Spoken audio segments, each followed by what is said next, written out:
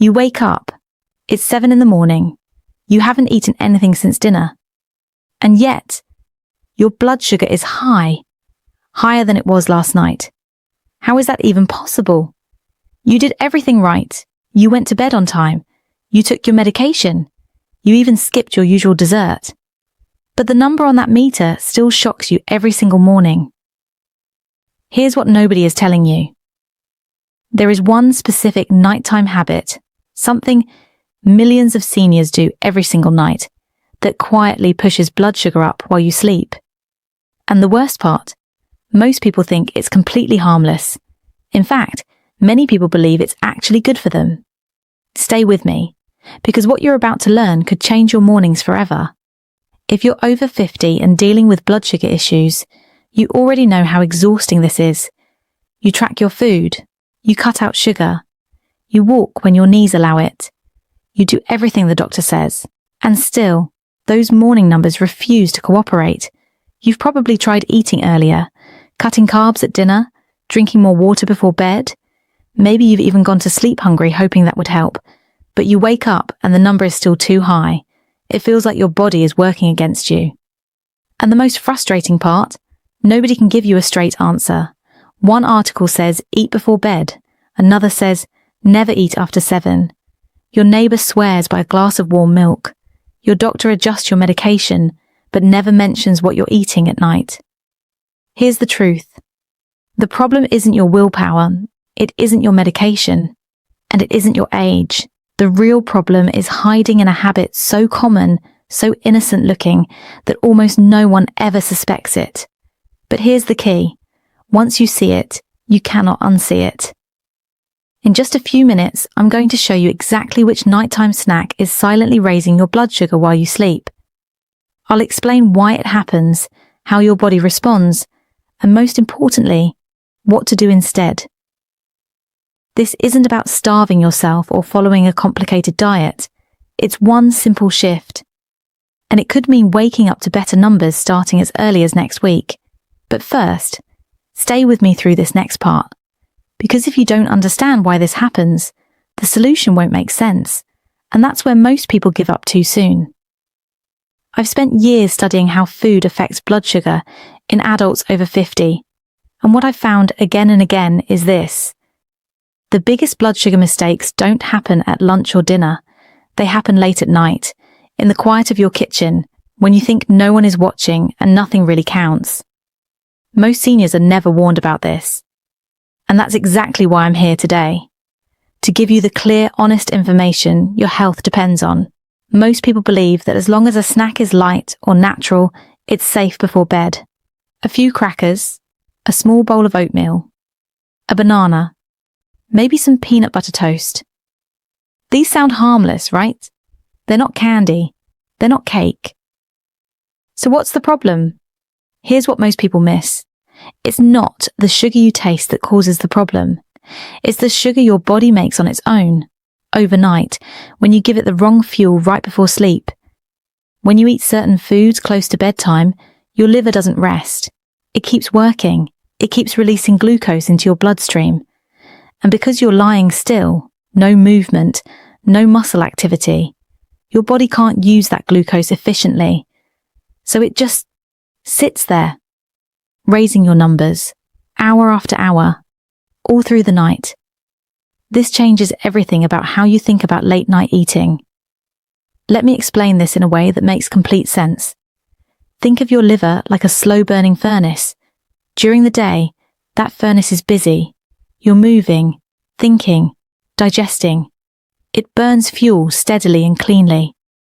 But at night, your furnace slows down. It shifts into a lower gear. Now here's the problem. If you throw a big log on that furnace right before bed, meaning a starchy or high-carb snack, it doesn't burn cleanly. It smoulders.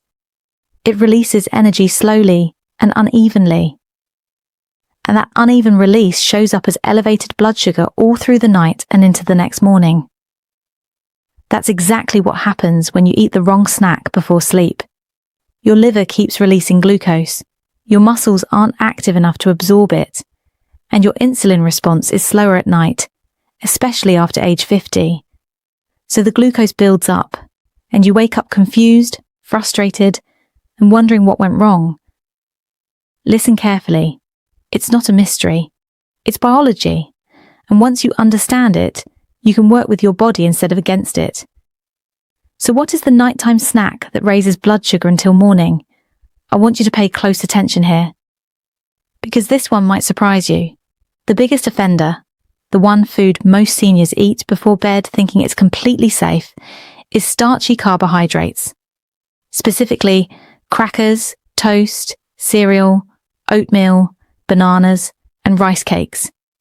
Even the whole grain versions. Here's why. These foods break down into glucose quickly, even the ones labeled complex carbs. And when that glucose hits your bloodstream at 9 or 10 p.m., your body has no way to burn it off.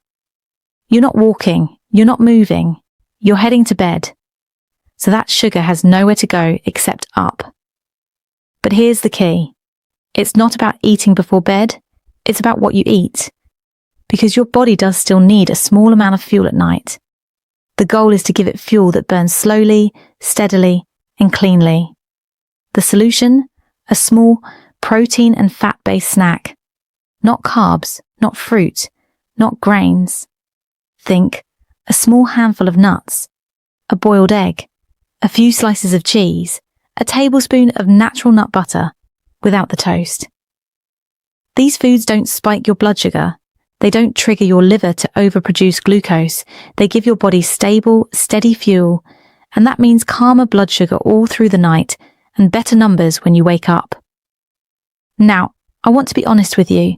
This is not an overnight miracle. Your body has been running on certain habits for a long time. Changing your nighttime snack will make a real difference, but give it time.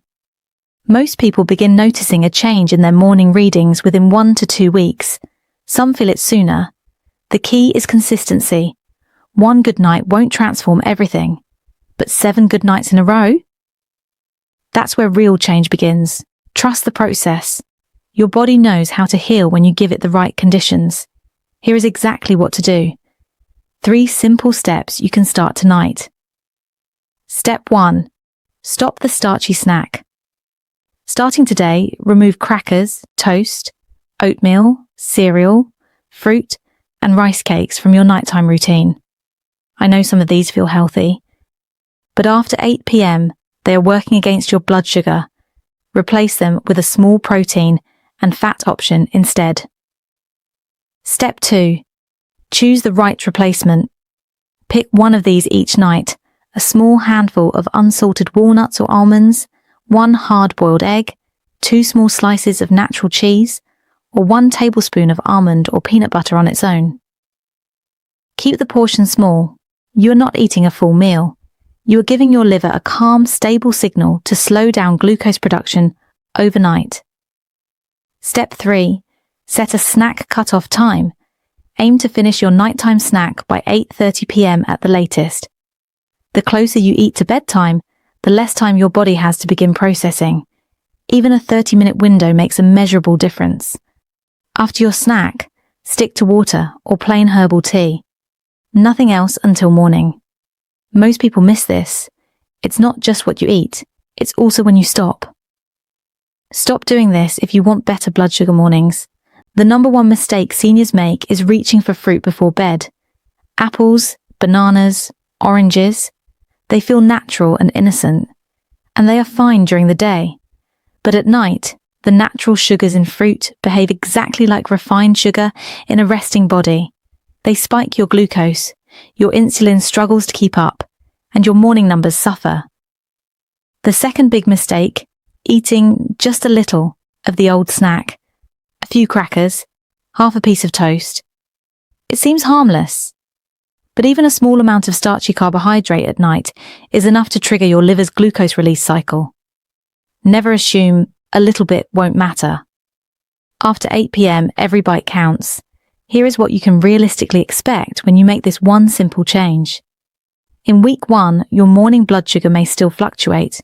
Your body is adjusting. Stay consistent. Don't get discouraged by 1 or 2 off readings. The shift is beginning even if you can't see it yet. By week 2, most people start seeing steadier morning numbers. The dramatic highs begin to soften.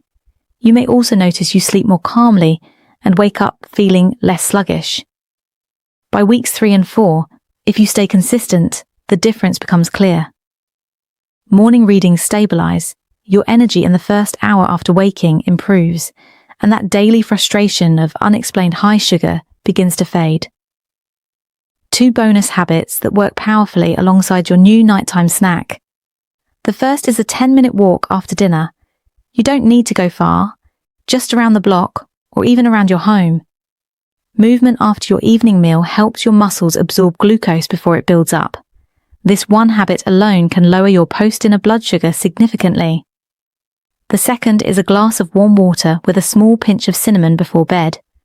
Cinnamon has been shown in multiple studies to support healthy insulin sensitivity. It doesn't replace medication. But as a gentle, natural addition to your nighttime routine, it supports your body's ability to regulate blood sugar while you sleep. These 2 small habits, combined with your new snack choice, create a powerful overnight protection system. Please remember, if you are currently taking medication for blood sugar or diabetes, do not make changes to your medication based on this video. Always speak with your doctor before adjusting any treatment plan. If your morning blood sugar remains consistently high despite these changes, or if you experience dizziness, extreme fatigue, or unusual symptoms at night, please contact your healthcare provider promptly. This video is for education and general wellness support. Your doctor knows your full health picture. Work with them, not around them. I want you to hear this clearly. High morning blood sugar is not a life sentence. It is not proof that your body has failed you. It is a signal. And now, you know what that signal means and what to do about it. You are not too old to see improvement. You are not too far gone to make a change. Thousands of people in their 60s, 70s, and even 80s have made this one shift, swapping a starchy nighttime snack for a small protein and fat option, and woken up to mornings that finally felt manageable again. That can be you. Starting tonight, one snack, one decision, one step toward mornings that no longer start with worry and frustration. You deserve to wake up feeling calm, in control, and hopeful. And now, you have the knowledge to make that happen. If this video helped you, even a little, please hit the like button right now. It takes 1 second and it helps more seniors find this information when they need it most. And if you want to keep learning simple, honest health tips made specifically for people over 50, subscribe to this channel. Every week I share practical information designed to help you feel better, live better, and take real control of your health. Now here's my question for you, and I'd love to read your answer in the comments below. What time do you usually have your last snack at night? Just drop the time. You might be surprised how many others are in the same situation. Let's figure this out together.